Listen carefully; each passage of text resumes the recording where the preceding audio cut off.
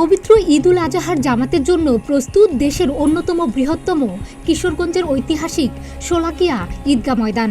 এই ঈদগাহ ময়দানে এবার 197তম ঈদুল আজহার জামাত অনুষ্ঠিত হবে। শোলাকিয়ায় ঈদুল আজহার জামাত শুরু হবে সকাল 9টায়। ইমামতি করবেন জেলা শহরের বড়বাজার জামে মসজিদের ইমাম মাওলানা হাফিজ মোহাম্মদ সোয়াইব বিন আব্দুর রৌফ। জামাতকে ঘিরে থাকছে 4 স্তরের নিরাপত্তা বলয়। দূরের যাত্রীদের জন্য 2টি বিশেষ ট্রেনের ব্যবস্থা করেছে রেলওয়ে। এরই মধ্যে শেষ হয়েছে সব ধরনের প্রস্তুতিও। এরই মধ্যে মাঠ পরিদর্শন করে নিরাপত্তা সহ সার্বিক পরিস্থিতি নিয়ে সাংবাদিকদের ব্রিফ করেন জেলা প্রশাসক মোহাম্মদ আবুল কালাম আজাদ ও পুলিশ সুপার মোহাম্মদ রাসেল শেখ। কিশোরগঞ্জ জেলার ঐতিহাসিক শোলাকিয়া ঈদগাহ মাঠে এবার 197তম ঈদুল আজহার জামাত অনুষ্ঠিত হবে। জামাতের জন্য আমাদের সার্বিক প্রস্তুতি চলছে। সম্মানিত মুসল্লিগণ যারা এখানে নামাজ আদায় করতে আসবেন তাদের জন্য সুপেয় পানির বন্দোবস্ত করা হয়েছে, পর্যাপ্ত পরিমাণ ওযুর ব্যবস্থা করা হয়েছে। 17 তারিখে ঈদের জামাত অনুষ্ঠিত হবে সকাল 9টায়।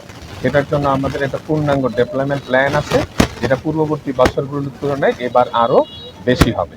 আর ঈদ পরবর্তী যে প্ল্যান থাকে আমাদের, যে সকল সম্মানিত মুসল্লিগণ এখানে এসে নামাজ আদায় করেন তারা যাতে এখানে এসে আবার নির্বিঘ্নে নিরাপদে তার বাড়ি ফিরতে পারেন, সেই প্ল্যান আমাদের রয়েছে। আমরা সেই অনুযায়ী আমাদের কার্যক্রম বাস্তবায়ন করছি। কিশোরগঞ্জ জেলা প্রশাসক আবুল কালাম আজাদ বলেন, মুসল্লিরা জায়নামাজ ছাড়া কোনো কিছু নিয়ে মাঠে প্রবেশ করতে পারবেন না।